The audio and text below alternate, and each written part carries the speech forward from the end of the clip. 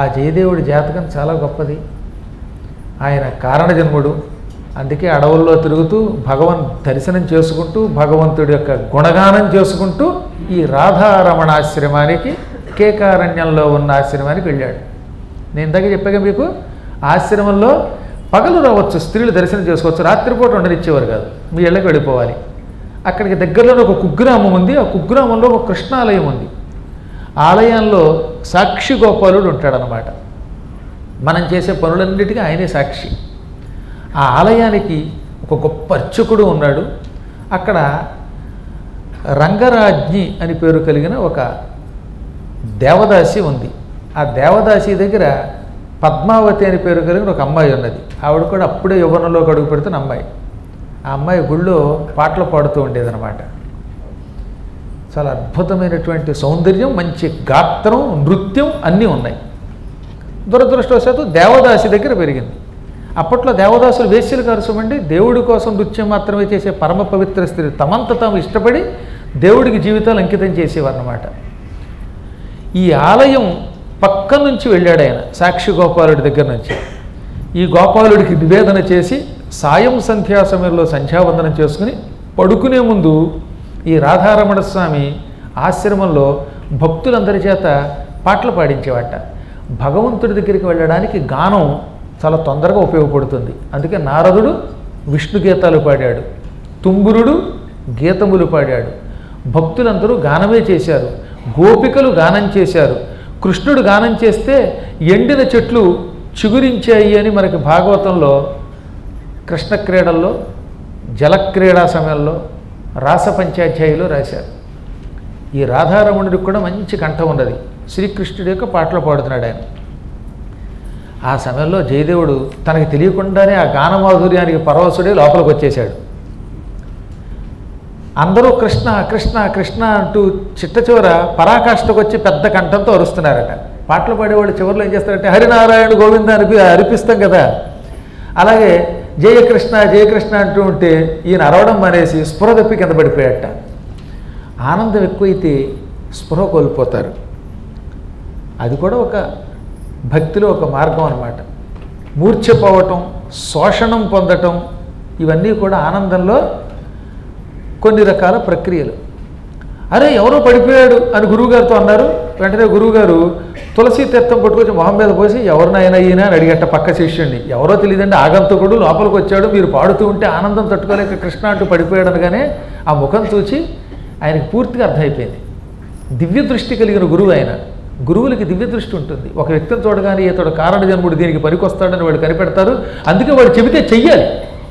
వాళ్ళు రమ్మంటే రావాలి, పొమ్మంటే పోవాలి, ఆ పని చెబితే చేయాలి. పారాయణ చేయంటే చేయటమే.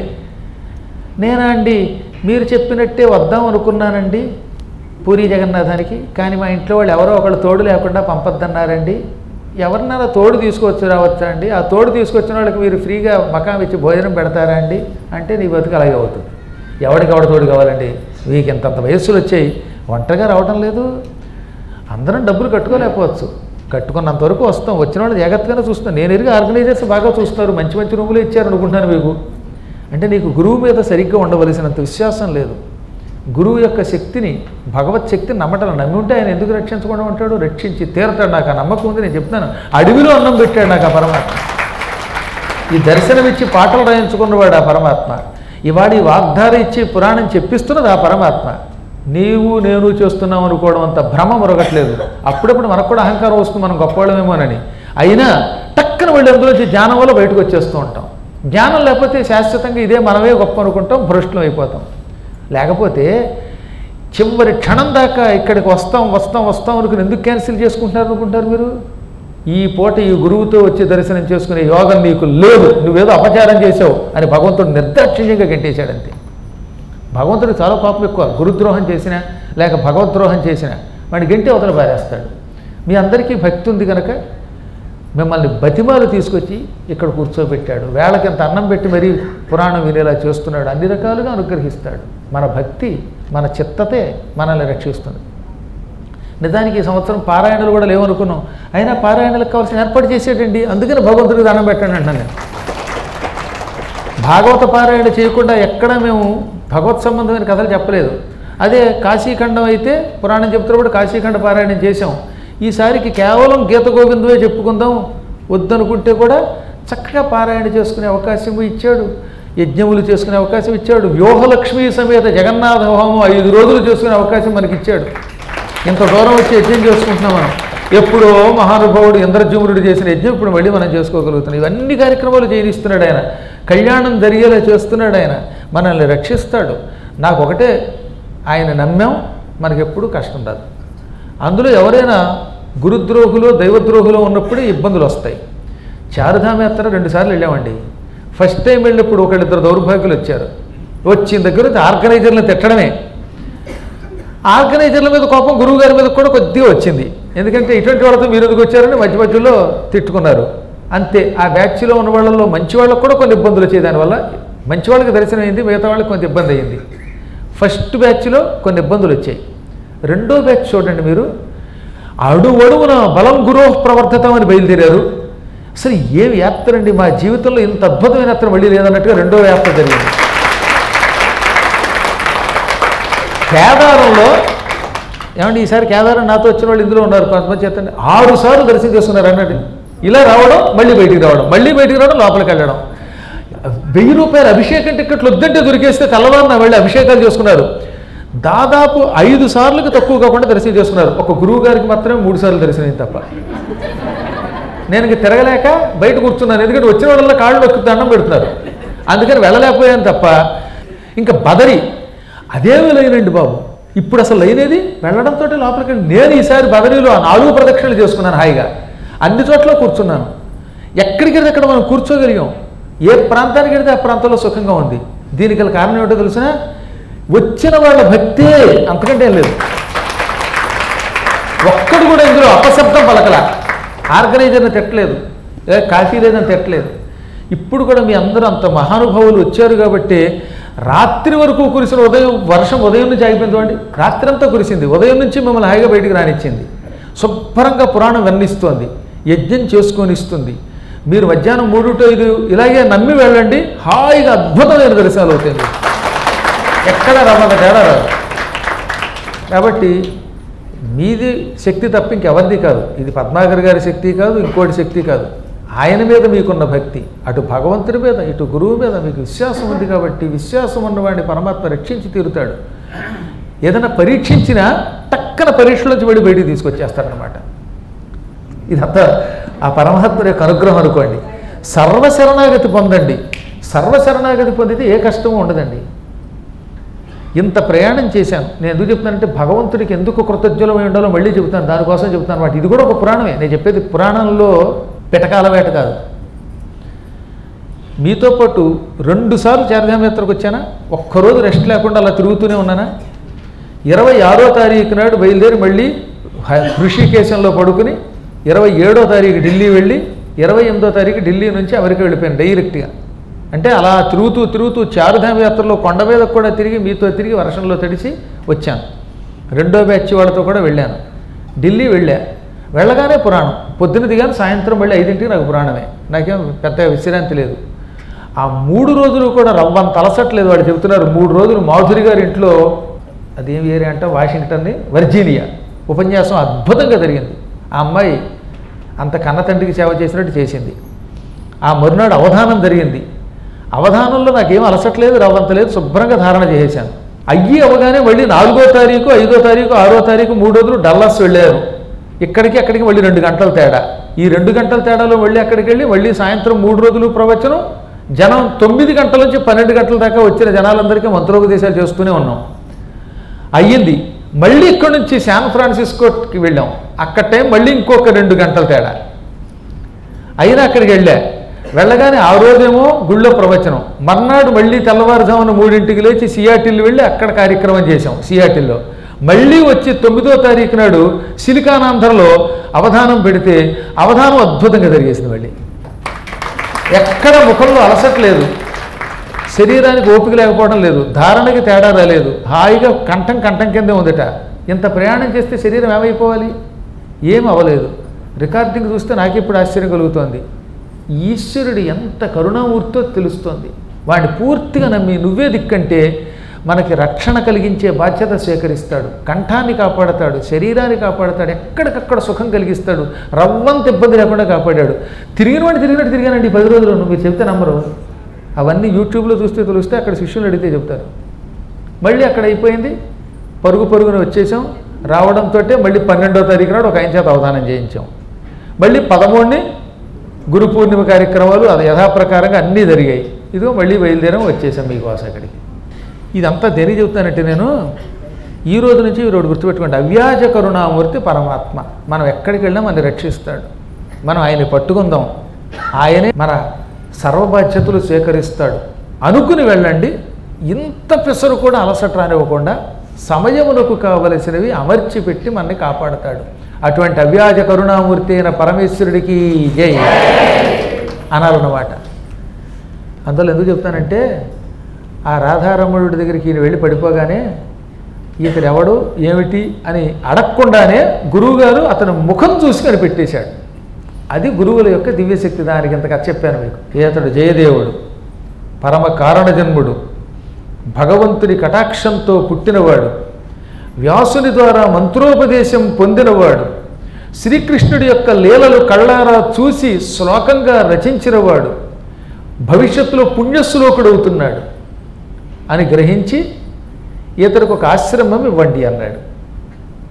అతడు ఇంట్లోంచి బయలుదేరిన తర్వాత 2 రోజులు తిండి లేకుండా 3వ రోజుకి అక్కడికి వచ్చాడు. ఈ 3 రోజులు తిండి లేదు కదా, అందుకని గురువుగారు ఆయనకి పళ్ళు కందమూలాలు ఇస్తే అవి తిని ఆశ్రమంలో ఒక పూట విశ్రాంతి తీసుకున్నాక కోరుకున్నట్ట. గురువుగారు ఏం అడిగేవాడు కాదు, నాయన కాసేపు భాగవతంలో కథలు చెప్పు, కృష్ణనామ సంకీర్తన వీళ్ళ చేత చేయించు, చక్కగా వీళ్ళందరి చేత కృష్ణ కృష్ణ అనిపించు అంటే ఈయన గురువుగారి బదులుగా ఈయన పాడుతూ ఉండేవాడు అనమాట. అస్తమాటు గురువుగారే పాడలేరు కదా, కాస్త బాగా పాడేవాళ్ళు, ఆ కంఠం బాగున్నవాళ్ళు కావాలి కదా.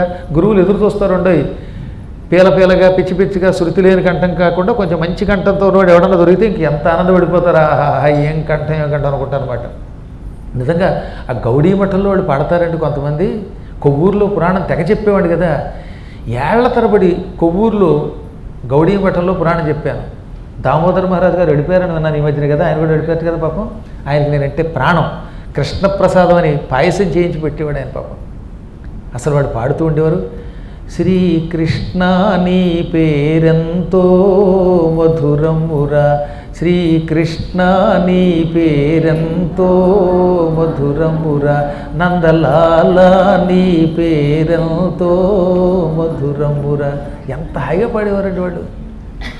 నాడు ఒంటరిని నేడు ఒంటరిని రేపు ఒంటరిని కృష్ణ, నాకెవరు లేరురా కృష్ణ, నాకు ఈ మనుషులు ఎవరు లేరయ్యా, నువ్వు ఒక్కడివే అంటూ ఉంటే మన మనస్సు అక్కడికే వెళ్ళిపోయి కృష్ణుడితో తిరుగుతున్న అనుభూతి పొందుతూ ఉంటాం. అలా నిరంతరం పాడేవాళ్ళు, భగవంతుడి గురించి మాట్లాడేవాళ్ళు, అనవసర ప్రసంగం చెయ్యని వాళ్ళు ఎప్పుడు దొరుకుతారా అని ఎదురు చూస్తున్న ఈ గురువు గారికి జయదేవుడు దొరికాడనమాట. అందుకని కృష్ణ సంకీర్తనం చేయించేవాట. అప్పటికింకా జయదేవుడు అష్టపదులు రాయలేదండి. జయదేవుడు కేవలం ఒక్క శ్లోకమే రాశాడు ఆయన. ఆ తర్వాత ఆయన అదృష్టం ఏంటంటే ఆశ్రమంలో దశావతార స్తోత్రంతో మొదలుపెట్టాడు అష్టపదులు రాయటం. అప్పటిదాకా అష్టపదులు రాయలేదు ఆయన. ఈ విధంగా గురువు గారి యొక్క అనుగ్రహంతో హాయిగా ఆశ్రమంలో చేరాడు ఆయన. ఈలోపు ఈ సాక్షి గోపాలుడి ఆలయం నుంచి దేవదాసి దగ్గర పెరుగుతున్న పద్మావతి అనే అమ్మాయి ఉందని చెప్పాను ఇందాక, ఒక దేవదాసి దగ్గర పెరుగుతోంది అని. ఆవిడ ఈ గురువు గారి దగ్గరికి పగలు వచ్చేది, సాయంత్రం పూట రావడానికి వీల్లేదు ఎవరైనా సరే, అంత స్ట్రిక్ట్ నియమాలు ఆ రోజుల్లో. పగలొచ్చి గురువుగారికి భక్తితో నమస్కరించేది. గురువుగారు అందరికీ పరిచయం చేసి, చూశారా ఈ పద్మావతి వంటి వాళ్ళు దొరకడం చాలా అరుదు, ఈవిడ ఒక కారణ జన్మురాలు అంటే కొంతమంది దేవదాసి దగ్గర పెరుగుతుంది కదా లోపు అనమాట. ఈ గురువుగారు ఏమిటి ఎంతసేపు ఇలాంటి వాళ్ళు చేరదీస్తాడు అని తిట్టుకునేవారు. గురువుల మీద అభాండం వేయడానికి కొంతమంది ఎప్పుడు రెడీగా ఉంటారంటే కాసు కూర్చుని దిక్కుమాల సంత ఎప్పుడూ ఉంటారు. వాళ్ళ గురించి వాళ్ళదే, మన గురించి మనదే. ఒక రోజున గురువుగారు అందరూ వింటూ ఉండగా ఈ సృష్టి మొత్తానికి కృష్ణుడు ఒక్కడే దైవం, ఆ శ్రీకృష్ణ పరమాత్ముని నామస్మరణంతో ఎవరైనా ధన్యులు పొందవచ్చు. భాగవతంలో చెప్పిన ధర్మం అదే. ప్రహ్లాదుణ్ణి రాక్షసులు, మనం రాక్షసులం కదా, విష్ణుద్వేషులం కదా, ఇప్పుడు నువ్వు చెప్పినట్టుగా మేము నారాయణ స్మరణ చేస్తే ఆయన మమ్మల్ని దగ్గరికి రానిస్తాడా? ఎందుకంటే మేము దానవులం, విష్ణు విరోధులం. విష్ణువు తన విరోధులు తన నామస్మరణం చేస్తే నమ్మి రాణిస్తాడా అంటే ఆయన పక్కపక్క నవ్వి ఆయనకి విరోధులు అనుకున్నారా? మనం తెలియక ఆయన్ని విరోధులు అనుకుంటున్నాం తప్ప. దానవ దైత్య భుజంగమ మానవ గంధర్వ సుర సమాజములో లక్ష్మీనాథ చరణ కమల ధ్యానంబున ఎవరైన ధన్యత పొందున్, ఎవడైన ధన్యత చెందును. దానవులు, దైత్యులు, సర్పాలు, మానవులు, గంధర్వులు, దేవతలు అనే తేడా లేకుండా ఈ సృష్టిలో ఎవడైనా లక్ష్మీనాథుణ్ణి ధ్యానించవచ్చు. అందరినీ దగ్గరికి తీసుకునే పరమాత్మ ఆయన, మనందరం ఆయన సంతానమే. ఎవడైనా ఒక్కసారి కృష్ణ నువ్వే దిక్కు అంటే వాడిని తనలో కలుపుకుంటాడు. కాబట్టి అందరం ఆయన్ని ధ్యానించచ్చు అనగానే ఓ పిచ్చాడు ఉంటాడు పక్కన, ఎవడో వాడు ఉంటాడు లేండి, ఓ పిచ్చాడు, వాడి పేరు లేదు అందుకే అక్కడ. ఒకళ్ళు లేచి దేవదాసీలు కూడా ముక్తి పొందుతారా అన్నట్టు. దేవదాసీలు కూడా అనగా అసలు దేవదాసులే పొందుతారు, దేవతలకి దాసులు కాని వాళ్ళు ఎందుకు ముక్తి పొందుతారని పిచ్చాడా అన్నాడు ఆయన. దేవతలకు దాసులు అవ్వాలి. ఒరే భక్తనింద మహాపాపం. ఈ సృష్టిలో కృష్ణుడొక్కడే పురుషుడు, మొత్తం మిగతా వాళ్ళంతా స్త్రీలే. నువ్వేదో మేసం ఉందని పురుషుడు అనుకుంటున్నావేమో. మనందరం జీవులమందరం స్త్రీలం, కృష్ణుడొక్కడే పురుషోత్తముడు. అందువల్ల మనందరం జీవాత్మలందరికీ చిట్ట చివరి దిక్కు కృష్ణుడే. అదే గోపికలతో క్రీడంటే. గోపికలంతా జీవులు, ఈ జీవులంతా కృష్ణుడిని తలచుకుని ఆయన్ని కౌగిలించుకుని ఆయనలో ఐక్యమైపోయారు. జీవాత్మ పరమాత్మతో కలిసిపోవటమే కృష్ణబంధం అంటే అనగానే క్షమించడు గురువుగారు అన్నట్ట. అప్పుడు ఆయన అమ్మాయి నీకు కూడా కృష్ణ మంత్రం ఇస్తున్నాను అన్నాడు. ఈలోపు పద్మావతి ఈ జయదేవుడి యొక్క భక్తిని చూసింది, చాలా సంతోషించింది. ఒక రోజున ఇంటికి వెళ్ళింది. ఈ రంగరాజ్ఞి అని పేరు కలిగిన ఒక ఉంది, దాని దగ్గర పెరిగింది కదా దేవదాసి దగ్గర ఈ పద్మావతి. ఈ రంగరాజ్ఞి దగ్గరికి బాగా డబ్బున్న ఒక జమీందారు వచ్చాడు, ఓ బాగా ఐశ్వర్యం కలిగినటువంటి వాడు. వాడికి ఆ రోజుల్లో శిశుపాలుడు అని పేరెట్టారు. మరి ఇంట్లో వాళ్ళు ఎందుకు పేరెట్టారు కానీ అలా పెట్టుకుంటారంటే. దుర్యోధనరావు అని పేరెట్టుకున్నాడు ఒకడు, దుశ్శాసనరావు అని ఒకడు పేరెట్టుకున్నాడు, రావణ అని పేరెట్టుకున్న వాళ్ళు ఉన్నారు. దిక్కుమాలకు ఎవడిష్టం వాళ్ళది. కొంతమందికి అదొక ఇష్టం అనమాట. రాముడి మీద పేరుకి ఇష్టమే కానీ రాముడి కంటే రావణాసుడు అంటే ఇష్టం, దుర్యోధనుడు అంటే ఇష్టం. ఎంతసేపు దుర్యోధనుడి పోయి దుర్యోధనుడు వెళ్ళను కాదు భీముడే వెళ్ళను అనే దౌర్భాగ్యులు ఉంటారు. అందుకే చివరి రోజులు వాళ్ళకి తిండి తిప్పలేక దరిద్రపు తవ్వు వస్తారని నేను అలా వ్యాసుడు అన్నాడు, అలాగే తెచ్చారు చాలామంది. అది వాళ్ళ కర్మ. అది ఎంత గొప్పవాడైనా అందుకే చూస్తూ చూస్తూ పెట్టుకోలేరు ఆ పేర్లు. పెట్టుకుంటే కొన్ని ఇబ్బందులు కూడా ఉన్నాయి. కర్మగారు ఎవడన్నా విభీషణ అని పేరెట్టుకుంటే వాళ్ళ అమ్మగారులు ఇద్దరు రావణుడు కుంభకర్ణుడు అవుతాడు. ప్రహ్లాదాన్ని పేరెట్టామనుకోండి ఎవరికైనా అంటే వాళ్ళ నాన్న హిరణ్యకశిపుడు అయిపోతాడు. కర్మ కొన్ని పేర్లు పెట్టాలంటే అంత మంచి పేరు అది. నిజానికి ప్రహ్లాదుడు అంత గొప్ప పేరు, విభీషణుడు అంత పేరు. కానీ వీళ్ళ వల్ల వాళ్ళ అన్నదమ్ములు లేకపోతే తల్లిదండ్రులకే ఇబ్బంది వస్తుంది. అందువల్ల చాలా ఇబ్బందులు ఉంటాయి. కానీ అయినా ఇష్టంతో అలా పెట్టుకునేవాళ్ళు పెట్టుకుంటూ ఉంటారు. వాడికి శిశుపాలుడు అని పేరెట్టారట ఎవరో. వాడికి మంచి ఐశ్వర్యం ఉందిట. వాడు ఒరిస్సాలో కొంత ప్రాంతానికి ఆ రోజుల్లో మంచి జమీందారు అనమాట, భూస్వామి. జమీన్ అంటే భూమి, హిందీ పదం అది. దానికి దార్ అంటే యజమాని, జమీందార్ అంటే జమీన్ కలిగిన వాడు, భూమి కలిగితే వాడిని జమీందార్ అంటారు అనమాట. భూస్వామి అని సంస్కృతంలో పేరు. అదే ఇంగ్లీష్లో ల్యాండ్ లార్డ్ అంటారు. మనకి ట్రెజర్ ఐలాండ్ అని ఇంగ్లీష్లో ఒక నవల ఉంది, చాలా గొప్పది. తెలుసుగా మీకు అది? ఏం నవల రాశాడు, లూయిస్ స్టీవెన్సన్ అని. వాడు ఇంగ్లీష్లో ట్రెజర్ ఐలాండ్ అని ఒక నవల రాశాడు. మొదలెడితే చివరిదాకా చదవచ్చు. లార్డ్ ట్రెలానీ అని ఉంటాడు. ఈ లార్డ్ ట్రెలానీ అక్కడ కూడా ఉన్నాడు వాడు, భూస్వామి జమీందారు గారు. వీలుంటే ఆ నవల కూడా చదవండి. నవలలే కదా, అవన్నీ చదివితే మనకి సస్పెన్స్గా పురాణం చెప్పడం బాగా వస్తుంది. డిటెక్టివ్ నవల్స్ ఇవన్నీ బాగా చదవాలి. ఏమీ చదవకుండా ఇంట్లో కూర్చొని ఊరికైనా పొద్దున సాయంకాలం దాకా పాఠం చెబుతున్నాం. 30 ఏళ్ళు ఒకే స్కూల్లో సర్వీస్ చేస్తే తర్వాత చెబితే అర్థం అవుతుంది. అందుకే అని నేను అలా వ్యాసుడు అన్నాడు. మళ్ళీ కానీ అన్నీ చదవాలి, సంభవం చదవాలి, ఇంకోటి చదవాలి. చదివితే అవతల వారికి అర్థమయ్యేలా మనం పురాణం చెప్పగలుగుతాం. కథ కొంచెం బాగా వెలుగుతుంది అనమాట. సరే, ఏది ఏమైనప్పుడు ఎందుకు చెప్తున్నానంటే ఈ జమీందారు కొంచెం వ్యసనపురుడు. వాడి చూపి పద్మావతి మీద పడింది. దానికి తోడు ఈ రంగరాజ్ఞికి డబ్బు పెచ్చ. రోజు కొంత బంగారం ఇచ్చి, రాజ్ఞి నువ్వు పెంచుతున్న ఆ పిల్ల పద్మావతిని నాకు ఇచ్చి పెళ్లి చేసావంటే నీకు 1000 ఎకరాల పొలం ఇస్తానన్నట. వెంటనే అది డామ్మని కింద పడిపోయింది. దాని బతుకు 1000 ఎకరాలు ఎప్పుడు చూసింది? అలా కింద పడిపోయి ఎక్కడున్నాను అందిట. మొహమ్మద్ నీళ్ళు తెలియడు వాడు. ఏమిటి అలా పడిపోయావంటే, నేను నిజంగానే మెలకుగా ఉన్నానా లేక నిద్రపోతూ కలలు కంటున్నానా అంది. ఏమిటే పిచ్చివాగుడు అంటే 1000 ఎకరాలు ఇస్తారు అని మీరు అన్నమాట నిజమేనా అందిట. నిజమేనే. పద్మావతి లాంటి అపూర్వ సౌందర్యవతిని నాకు ఇచ్చి పెళ్లి చేస్తే నీకు 1000 ఎకరాలు కాదు ఇంకో 1000 ఇస్తాను కానీ మళ్ళీ పడిపోయింది. అన్నమాట పెద్ద గొడవ. దానికి అంత డబ్బు పిచ్చి. 1000 ఎకరాలంటే మాట్లాడండి. ఇప్పుడు నిజంగా మీలో ఎవరైనా వచ్చి ఉప్పల దగ్గర 1000 గజాలు ఇస్తాం గురువుగారు అంటే నేను కూడా కింద పడిపోతానేమో. అయితే నేను పడనులేండి. ఆవిడికి 2000 ఎకరాలు అనేసరికి నిజంగా కొడు తిరిగిపోయిందనమాట. ఏమైనా పద్మావతిని మీకు ఇచ్చి పెళ్లి చేస్తానని మాట ఇచ్చింది. అని ఏం చేసింది?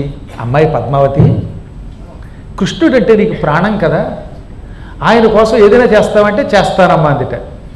రేపు రాబోతున్నది కృష్ణాష్టమి, పరమ పర్వదినం.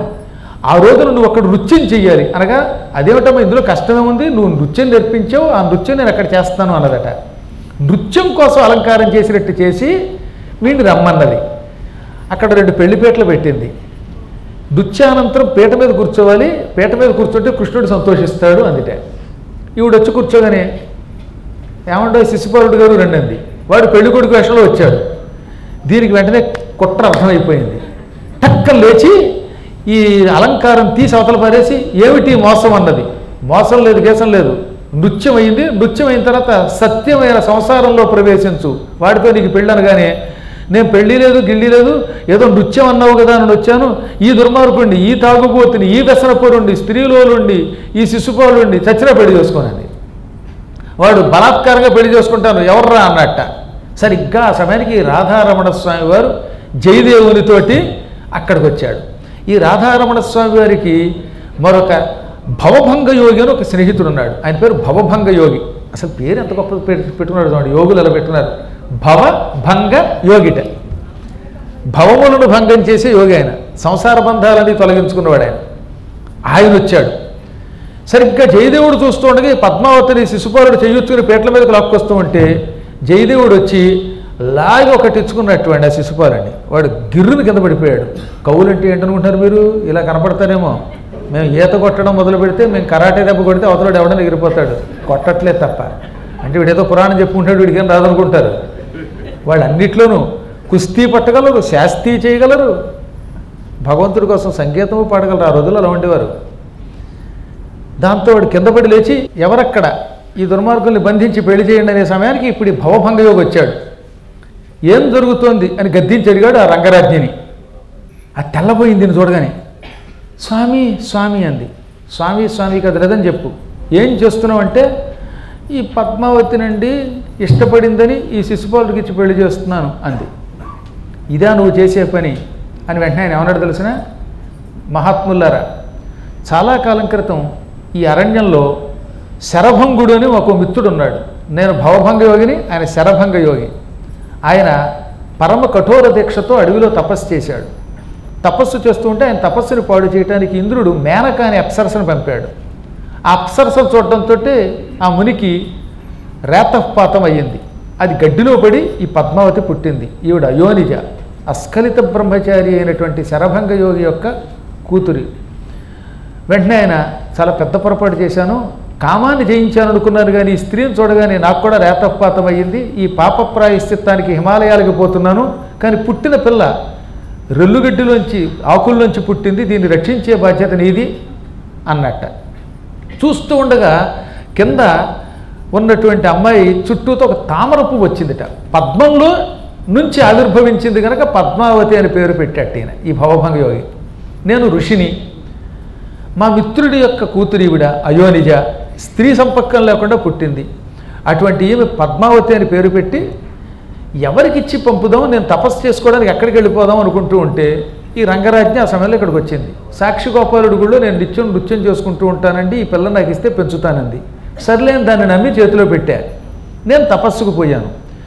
ఏదో ఈలోపు రాధారాముడిని దగ్గరికి దర్శనానికి వచ్చాను. అదృష్టవశాత్తు సమయానికి వచ్చాను. ఈ దుర్మార్గురాలు ఒక మహర్షి యొక్క పుత్రికని, ఇంత పవిత్రురాలైనటువంటి దానిని నీచుడికిచ్చి పెళ్లి చేయబోయింది.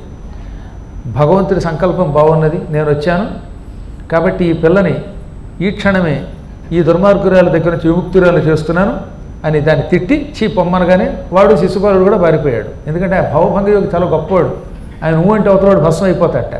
అందుకే వాళ్ళు ఎంత బలవంతులైనా వెళ్ళిపోయారు. మహర్షి రాధారమణ స్వామి, ఈమెను మీ ఆశ్రమ నియమాలు ఉల్లంఘించి ఒక ఆశ్రమం ఇచ్చి అందులో ఉంచండి అన్నాడు ఆయన. రాత్రిపూట ఉంచడానికి వీల్లేదు కదా. ఇప్పుడు ఈవిడ ఎంత గొప్పదో మీకు తెలిసింది. నా మిత్రుడు ఒక తపస్సంపన్నుడి కూతురు, ఈమె రక్షణ బాధ్యత నీది అనగానే కిక్కును మరొకడా స్వీకరించాడు ఆయన. అదే మామూలుగా అయితే రాత్రిపూట ఎవరిని రానివ్వడు. ఈ విధంగా అనుకోకుండా పద్మావతి ఒక దరిద్రపు పెళ్లి నుంచి తప్పించుకొని ఈ స్వామివారి దగ్గరికి, రమణస్వామి దగ్గరికి, రాధారమణ స్వామి దగ్గరికి వచ్చి కొంచెం ఆ మగవాళ్ళకి దూరంగా ఉన్న ఆశ్రమంలో మకాం పెట్టింది.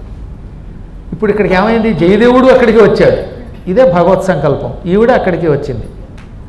ఒక రోజున ఈ శ్రావణ మాసంలోనే, ఇది కృష్ణాష్టమి నాడు జరిగింది, ఏకాదశి పర్వదినం వచ్చింది. అక్కడికి అష్టమి, నవమి, దశమి 3 రోజులు గడిచి ఏకాదశి. ఆ శ్రావణ మాసంలో శుక్లపక్షంలో వచ్చేటటువంటి ఏకాదశి కంటే, అసలు ఎప్పుడైనా అంతేనుకోండి, ఏ మాసంలో అయినా శుక్లపక్ష ఏకాదశి కంటే కృష్ణపక్ష ఏకాదశికి ఎక్కువ విలువట. అలాగే ఈ శ్రావణ కృష్ణ ఏకాదశి కూడా చాలా గొప్పది. మీ అందరికీ చెప్పాలి కదా, 24 ఏకాదశుల గురించి కాకుండా 26 ఏకాదశుల గురించి చెప్పాను నేను. అవన్నీ యూట్యూబ్లో ఉన్నాయనన్న అవన్నీ, వాటిని ఒకసారి మన భక్తులకు ఇవ్వండి. ఉదాహరణకి చైత్రమాసం శుక్లపక్షం, కృష్ణపక్షం, అలా 12 మాసాల్లో ఎన్ని ఏకాదశులు ఉంటాయి? ఇది కాకుండా 2 ఏకాదశులు ఏమిటి? అధిక మాసం. అధిక మాసంలో వచ్చేటటువంటి ఏకాదశులు వెరస ఎన్ని? 26 ఏకాదశుల గురించి, ఏ ఏకాదశికి ఏ పేరు, ఏం చెయ్యాలి, ఇవన్నీ ఏ పురాణంలో ఉన్నాయో కూడా చెప్పాను. ఒక్కొక్కటి 22 నిమిషాల ఎపిసోడ్లు అనమాట. అవి తప్పక వినాలి. నిర్జల ఏకాదశి జ్యేష్ఠమాసం, అలాగే ఆషాఢ శుక్ల ఏకాదశి, ఆషాఢ కృష్ణ ఏకాదశి, శ్రావణ శుక్ల ఏకాదశి, శ్రావణ కృష్ణ ఏకాదశి, ఈ కాముక ఏకాదశి, కామద ఏకాదశి, ఈ పేర్లన్నీ అందులో చెప్పాం. ఈ ఏకాదశులన్నిటి గురించి తెలుసుకోవాలి. ప్రతి మాసంలో శుక్లపక్ష ఏకాదశి కంటే కృష్ణపక్ష ఏకాదశి నాడు ఉపవాసం ఉండి భగవద్ధ్యానం చేయటం ఎక్కువ శక్తి ఇస్తుంది. అలాగే ఈయన కూడా శ్రావణ కృష్ణ ఏకాదశి శుక్ల ఏకాదశి కంటే కూడా గొప్పది కనుక ఆ పూట తెల్లవారుజామున లేచాడు. ఆశ్రమ ప్రాంగణంలో ఒక పెద్ద సరస్సు ఉన్నది. ఆశ్రమానికి ఒక 2 కిలోమీటర్ల దూరంలో మంచి చెరువు ఉందన్నమాట. చాలా గొప్ప చెరువు అది. దాన్ని కూడా వాళ్ళు బిందు సరోవరం అని పిలిచేవారట ఆ రోజుల్లో. ఆ సరోవరంలో స్నానం చేసి భగవద్ధ్యానం చేసుకుంటూ ఆశ్రమంలో చెట్టు దగ్గర కూర్చున్నాడు. ఆ చెట్టు దగ్గర జింక చర్మాలు పరుచుకొని అత్యంత భక్తి శ్రద్ధలతో శ్రీకృష్ణుడిని తలుచుకున్నాడు. ఆయన మొట్టమొదటి రాసిన గీతం అన్నమాట. ఆయన అలా చెట్టు కింద కూర్చుంటే శ్రీకృష్ణ పరమాత్ముడు దర్శనమిచ్చాడు. మొత్తం 10 అవతారాలు స్తోత్రం చేసేసాడండి ఆయన. 10 అవతార స్తోత్రం చేసేసాడనమాట. అద్భుతమైన స్తోత్రం అనమాట. ఆ స్తోత్రం ముందు విందురు కానీ, వ్యాఖ్యానమేమో మళ్ళీ సాయంత్రం ప్రవచనంలో విందురు కానీ. ప్రళయపయోధి జలే ధృతవానసి వేదం విహితవహిత్ర చరిత్రమఖేదం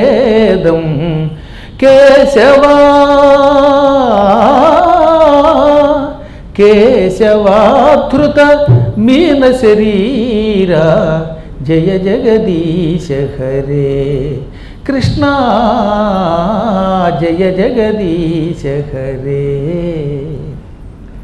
క్షితిరతి విపులతరే తవ తిష్టతి పృష్ఠే ధరణిధరణకిణ చక్రగరిష్ఠే కేశవాధృత కచ్చపరూప జయ జగదీశ హరే జయ జగదీశ హరే వసతి దశన శిఖరే ధరణీ తవ లగ్న శశిని కలంక కళేవ నిమగ్న కేశవాధృత సూకర రూప జయ జగదీశ హరే జయ జగదీశ హరే తవకర కమలవరే నఖమద్భుత శృంగం దళిత హిరణ్యకశిపు తనుభృంగం కేశవాధృత నరహరి రూప జయ జగదీశ హరే జయ జగదీశ హరే చలయసి విక్రమణే బలిమద్భుత వామన పదనఖ నీరజనిత జన పావన కేశవాధృత వామన రూప జయ జగదీశ హరే జయ జగదీశ హరే క్షత్రియ రుధిరమయే జగదపగత పాపం స్నపయసి పయసి శమిత భవతాపం కేశవాధృత భృగుపతి రూప జయ జగదీశ హరే జయ జగదీశ హరే వితరసి దిక్షురణే దిక్పతి కమనీయం దశముఖమౌళి బలిం రమణీయం కేశవాధృత రామశరీరా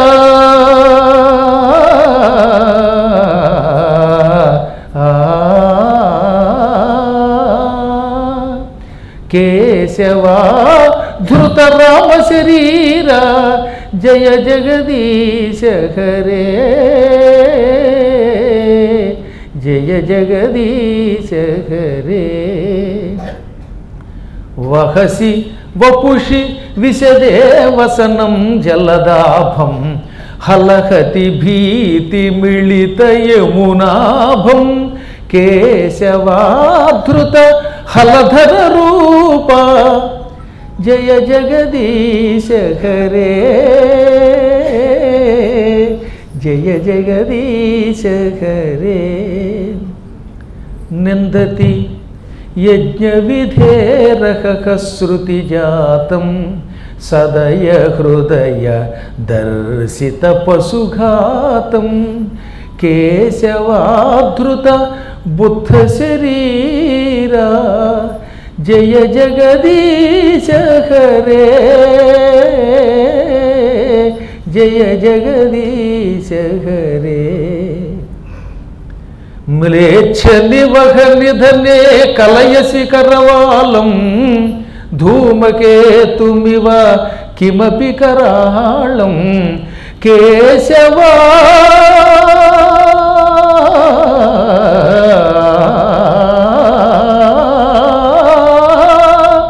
కేశవాధృత కల్కి శరీరా జయ జగదీశ హరే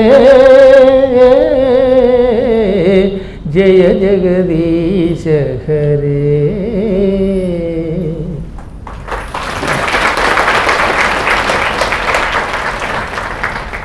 ఆయన అనుభవించి మనస్సులో కళ్ళు మూసుకుని పాడాటాయన. ఆయన రాయడం లేదు, కళ్ళు మూసుకుని ఒక్కొక్క అవతారం వర్ణిస్తున్నాడు.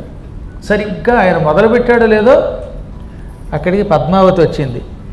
ఆయన పైకి పాడుతున్న ప్రతి అవతారానికి మేన శరీర అంటే అచ్చం ఆ మేనం అలా చూపించి భంగిమలు ఉంటాయండి, ఇలా చూపిస్తారన్నమాట. చక్క కేశవాధృత మేన శరీర అనగానే అలాగే నృత్యం చేసింది. కశ్యపరూప అంటే మందర పర్వతాన్ని భూమిని పైకెత్తుతున్నట్టుగా నృత్యం చేసింది.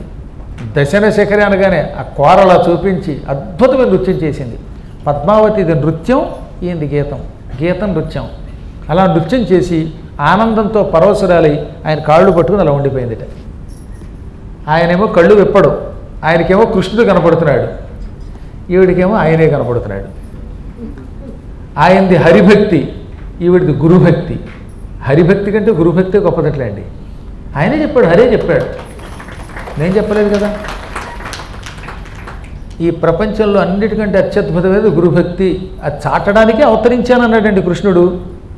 ఉర్విల్ మానవులెవరైన గురువాక్యోద్యుక్తులై కాని తత్పూర్వారంభము చేయబోలదనుచుల్ బోధిల్చు చందంబునన్ సర్వజ్ఞత్వముతో జగద్గురువులై సంపూర్ణులై ఉండియున్ గుర్వంగీకరణంబు చేయజనిరి ఆ గోవిందుడు రాముడు. ఈ భూమి మీద పుట్టిన ఎవడైనా సరే గురుముఖత విద్య నేర్చుకోవాలి. గురు వాక్య ఉద్యుక్తుడు అంటే గురువు ద్వారా మంత్రోపదేశం పొందడం అని అంతరార్థం. గురువు దగ్గర మంత్రోపదేశము పొందకుండా తనంత తాను అనుష్ఠానము చేసి ఎవ్వడూ తరించలేడు. గురూపదేశము లేని విద్య వ్యర్థం అని లోకమునకు చెప్పడం కోసం సర్వజ్ఞులు జగద్గురువులు సంపూర్ణులయ్యుండి కూడా గోవిందుడు బలరాముడు సాందీపని అనే గురువుని ఎన్నుకొని కాశీ వెళ్ళి ఆయన దగ్గర చదువుకున్నారు. తద్వారా ఒక గురు పరంపరకి వాళ్ళు కూడా నాంది పలికారు. వాళ్ళు చదువుకోకపోతే తక్కిన వాళ్ళు చదవడం మానేస్తారు. నేను కృష్ణుణ్ణి జగద్గురువుని, నాకు గురువు అక్కర్లేదు అని ఆయన ఉంటే రేపటి నుంచి ప్రతివాడు మొదలెడతాడు అనమాట. నేను సంపూర్ణుణ్ణి, నేనే జగద్గురువుని అంటాడు. ఇప్పటికే బోవాలని కలికి అవతారాలు, మనకి కలిపురుష అవతారాలు. ఎవడు కూడా నేనే గురువుని అంటాడు, వాడికి ఒక పరంపర ఉండదన్నమాట. అది ప్రమాదం. లోకానికి చెప్పడం కోసం ఎక్కడో ఒక చోట గురు పరంపర మొదలవ్వాలని భావించి ఆ మహానుభావులు వెళ్ళి విద్యాభ్యాసం చేశారు. కుచేలుడు వచ్చినప్పుడు కుచేలోపాఖ్యానంలో గురు కటాక్షం వల్ల ఇవన్నీ నేను సాధించాను అన్నాడండి. అప్పుడు కుచేలుడు మళ్ళీ అన్నాడు తెలుసా, గురువులకు గురువై త్రిజగద్గురుడవైన నీకు గురువు ఎవడు, ఏదో గురు శిష్య న్యాయలీల కొలిచితి వేడ్కల్ అన్నాడండి. నువ్వు త్రిజగద్గురుడివి, నీకు గురువేమిటి శిష్యుడేమిటి, ఏదో గురు శిష్య న్యాయలీలతో వేడుకతో కొలిచావు ఒక గురువుని, తద్వారా ఒక పరంపర అందించావు, లేకపోతే నీకు గురువు ఎవరు అన్నాడు ఆయన. అంతటి మహానుభావుడు కూడా ఏమని చెప్పాడు, భాగవతంలో చెప్పిన మాటలే 2-3 చోట్ల ఉంటాయి అవి. అదే కాకుండా భారతంలో కూడా చెప్పాడు, నీకు గురువుల దగ్గర ఎక్కువ సేవ లేకపోవటం వల్ల జ్ఞానం తక్కువగా ఉంది, అందుకే గురువులు సేవించాలి. నేనల్లా ఈ మాట. మహాభారతంలో శ్రీకృష్ణుడు కర్ణపర్వంలో కర్ణుడిని చంపడానికి కొంచెం ముందు ధర్మరాజు గారు కర్ణుడి బాణం దెబ్బలు తట్టుకోలేక ఇంటికి వెళ్ళిపోయాడు, గుడిసెలోకి వెళ్ళిపోయాడు శిబిరానికి. అన్నగారి ఇంట్లోంచి పారిపోయాడు యుద్ధంలోంచి అని తెలుసుకుని అర్జునుడు వెళ్ళాడు. వెళ్ళి అన్నయ్య అన్నయ్య అంటూ ఉంటే ధర్మరాజు ఏమనుకున్నట్ట, అన్నగారిని కర్ణుడు దెబ్బలు కొట్టడంతో ఆగ్రహించిన అర్జునుడు వాడిని చంపొచ్చాడేమో అని అనుకుని మెడలో దండేసి, నన్ను దెబ్బలు కొట్టిన దుర్మార్గుని చంపావా, ఎక్కడ వాడి తల అన్నాడు. ఇంకా వాడి తల తీయలేదన్నయ్య, ఈ లోపు నువ్వు పారిపోయావు కదా, నీ మీద ప్రేమతో వచ్చాను, ఎలా ఉన్నావో తెలుసుకోవడానికి వచ్చాను. కానీ ధర్మరాజు గారికి ఎక్కడ లేనిమంట వచ్చేసింది. అసలు ధర్మరాజుకి అంత కోపం రావడం ఎవడికి తెలియదు. పళ్ళు పటపట కొరికి చవట సన్నాసి ఇలాగే తిట్టేశాడు. నీకెందుకురా గాండేవం, నువ్వున్నావని నమ్మి నీ మీద నమ్మకంతో యుద్ధానికి వచ్చాను, ఇవాళ దౌర్భాగ్యుడు నువ్వు చూస్తూ ఉండగా కర్ణుడు నన్ను కొట్టాడు, వాడిని చంపకుండా నేను ఎలా ఉన్నానని పలకరించడానికి వచ్చావా, నీకు చేత కాకపోతే గాండేవం కృష్ణుడికి ఇస్తే కృష్ణుడు యుద్ధం చేసి వాడిని చంపేవాడు కదా అన్నాడు. దాంతో మండిపోయి అమాంతంగా కత్తి తీసి వాళ్ళ అన్నగారి తలకే నరికేయబోయాడు. వెంటనే కృష్ణుడు చేయి గట్టిగా పట్టుకుని, ఏం పని చేస్తున్నావు, అన్నగారికి దెబ్బలు తగిలాయేమో అని పలకరించడానికి వచ్చి అన్నం చంపబోతావా అంటే ఏం చేయమంటావు నన్ను, మరి నా చేతిలో ఉన్న గాంధీవాన్ని ఇతరులకు ఇమ్మని ఎవరైనా అంటే వాడి తల నరుకుతానని శపథం చేశాను, మా అన్నయ్య ఆ మాట అన్నాడు కనుక మా అన్నయ్య తల నరికేయాలన్నట్ట. చీపో, గురువుల సేవలేక ఇలా పాడైపోయావన్నాడు. అక్కడ అన్నాడు, నీకు గురు పరంపర సరిగ్గా తెలియక ఏదో ఒకే ద్రోణుడి దగ్గర బాణాలు నేర్చుకోవడం కాదు, సరి అయిన గురువుని ఆశ్రయించకపోవటం వల్ల నీకు ఈ ప్రమాదం వచ్చింది. అసలు ఇలాంటి శపథం చేయొచ్చా, గాంధీవం పక్కవాడికి ఇమ్మంటే నరికేస్తావా, ఇదో పెద్ద ప్రతిజ్ఞ అనుకున్నావా అంటే మరి ఏం చేయను, అప్పుడు ఏదో త్వరపడి నోరు దారాను, ఇప్పుడు నేను వాడిని చంపకపోతే ఎలాగా అన్నట్ట. అందుకే గురువుల యొక్క అనుగ్రహం ఉండాలి అని మళ్ళీ చెప్పి, ఎవరినైనా చంపడం ఎంతో తిట్టడం అంతే. మీ అన్నయ్యని చెడబడ తిట్టేయి, మీ అన్నయ్యని చంపేసినట్టే, ఇక వేరే చంపక్కర్లేదు అనగా అప్పుడు కృష్ణుడు చెప్పాడు కనుక కత్తి వరలో పెట్టి, నువ్వు చవటవి, నీకు అసలు పరాక్రమం ఎక్కడ ఏడిసింది, అసలు నీ వల్లే జోదమాడాం మేమే అని ఈ విధంగా మొదలుపెట్టి అన్నగారిని తిట్టి కూడా కసి తిట్టి, ఈసారి మళ్ళీ కత్తి తీసి మళ్ళీ తన తలకాయ నరుక్కోబోయాడు. మళ్ళీ కృష్ణుడు చేయి గట్టిగా పట్టుకుని, ఇదేనట్రా బాబు, అన్నగారిని చంపుతూ ఉంటే నేనేదో కాపాడాను, ఇప్పుడు నువ్వు నీ తల నరుక్కుంటున్నావు ఏమిటంటే, ఇంకో ప్రతిజ్ఞ చేశాను, మా అన్నయ్యని ఎవరు తిడితే వాళ్ళ తల నరికేస్తానని. ఇప్పుడు ఆ తిట్టింది నేనే తిట్టాను, మా అన్నయ్యను నేను చూస్తూ ఉండగా ఎవడు పలికినా తిట్టినా వాడి తల నరకాలి. కర్ణుడు తిట్టాడు కనుక వాడి తల నరకాలి. కానీ ఇప్పుడు నేను తిట్టాను కాబట్టి నా తల నేను నరుక్కుంటానంటే చీపో నీకు వృద్ధ సేవ లేదు, పెద్దల సేవ లేదు అన్నాడు. ఇప్పుడు పెద్దల్ని సేవించకపోవటం వల్ల ధర్మం తెలియలేదు. తనను తాను పొగుడుకోవడం ఆత్మహత్యతో సమానం. కాబట్టి నిన్ను నువ్వు పొగుడుకుంటే నీ తల నరుక్కుని చచ్చిపోయినట్టు అయిపోతుంది, ఆత్మహత్యతో సమానం. కాబట్టి నిన్ను నువ్వు పొగుడుకో అన్నట్ట. అప్పుడు ఈయన నా వంటి వీరుడు లేడు, నాకున్న అస్త్రాలు ఎవరి దగ్గర లేవు, అసలు నేనంటూ ఉన్నాను కాబట్టి మిమ్మల్ని రక్షించాను, ఎవరికుంది నా శక్తి, ఆ కర్ణుడిని వీళ్ళందరినీ నేనే జయించాను, ఉత్తర గోగ్రహాన్ని నేను ఒక్కడే చేశాను, శివుడితో యుద్ధం చేసి మెప్పించాను, నిన్ను తీసుకెళ్ళి చవటం తీసుకెళ్ళి అక్కడ కూర్చోబెట్టి రాజుని చేసింది నేనే అని పొగుడుకున్నాడు. పొగుడుకుని కత్తి పక్కన వారేసి అన్నయ్య నన్ను క్షమించని కాళ్ళు గట్టిగా పట్టుకున్నాడు. వెంటనే ధర్మరాజు ఉట్టి చవటని నన్ను సింహాసనం మీద కూర్చోబెట్టావు, ఇటువంటి చవటం నేనెందుకు పరిపాలించడం, నువ్వు అన్నది నిజమే, నువ్వు నన్ను కాపాడినా ఈ కృష్ణుడు కాపాడినా నాకు వద్దు ఈ సింహాసనం, నువ్వు భీముడు సింహాసనం మీద కూర్చోండి నేను అడవికి పోతున్నాను అని లేచి వెళ్ళిపోయాడు చక్క. ఎన్ని గొడవలో అంటే ఎంత వాళ్ళల్లో కూడా ఒకరొకరు అప్పుడప్పుడు వస్తే మరి తప్పదు. వెంటనే కృష్ణుడు కాళ్ళు పట్టుకున్నాడు అండి. ధర్మరాజు కాళ్ళు గట్టిగా పట్టుకుంటే ఆయన సంభ్రమంతో అయ్యో కృష్ణ అన్నట్ట. లేదు నేను పెద్దల్ని సేవించాను కనుక నీకు దండం పెడుతున్నాను, నువ్వు ధర్మాత్ముడివి. ఇప్పుడు మళ్ళీ చెప్పాడు గురువుల యొక్క సేవ వల్ల నాకు కొన్ని తెలిసాయి అని కాళ్ళు పట్టుకుని అర్జునుడి ప్రతిజ్ఞ తెలుసు నీకు, నువ్వు మహాత్ముడివి అనగా ఇద్దరు ఏడ్చు కూర్చున్నారు కాసేపు. అన్నయ్య తమ్ముడు అని కాసేపు ఇద్దరు మళ్ళీ నాటకం మొదలెట్టారు, ఏడుపు.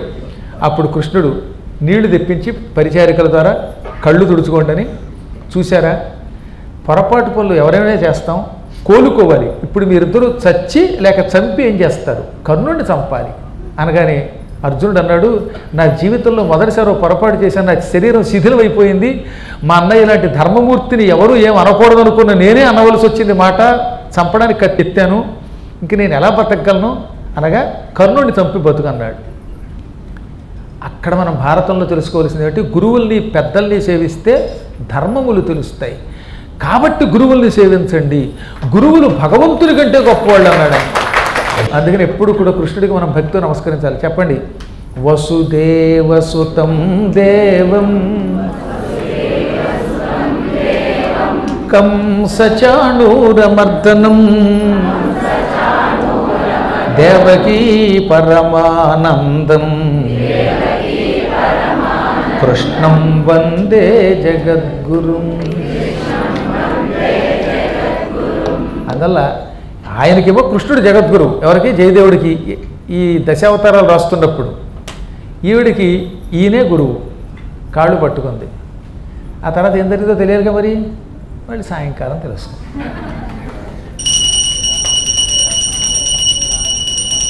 సన్నుతి చేయవే మనసా, సన్నుతి చేయవే మనసా,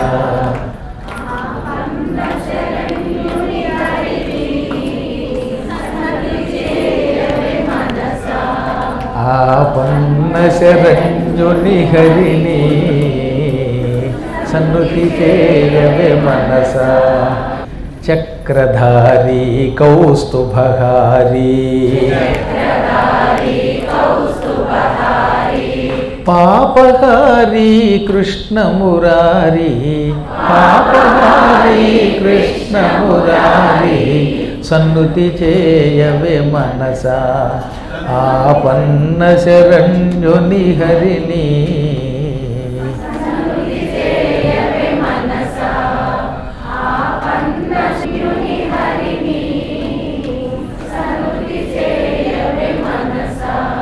మరులు గొల్లిపే సిరులు మేను, మరులు గొల్లిపే సిరులు మేను నిలువబోవే మనసా, మరులు గొల్లిపే సిరులు మేను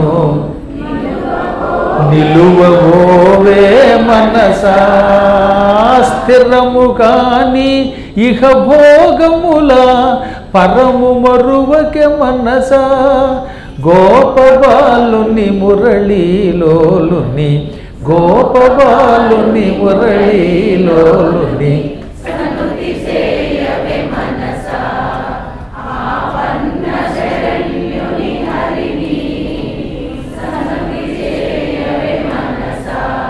ఆదిదేవుని పాదసేవా ఆదిదేవుని పాదసేవా భవపయోధికి నావా ఆదిదేవుని పాదసేవా భవపయోధికి నావా పరమయోగులు చేరగోరే పరమ పదవికి త్రోవా శేషశాయిని మోక్షప్రదాయిని శేషశాయిని మోక్షప్రదాయిని సన్నుతి చేయవే మనసా ఆపన్న శరణ్యుని హరిని చక్రధారీ కౌస్తుభహారీ చక్రధారీ పాపహారీ కృష్ణమురారీ పాపహారీ కృష్ణమురారీ సన్నుతి చేయవే మనసా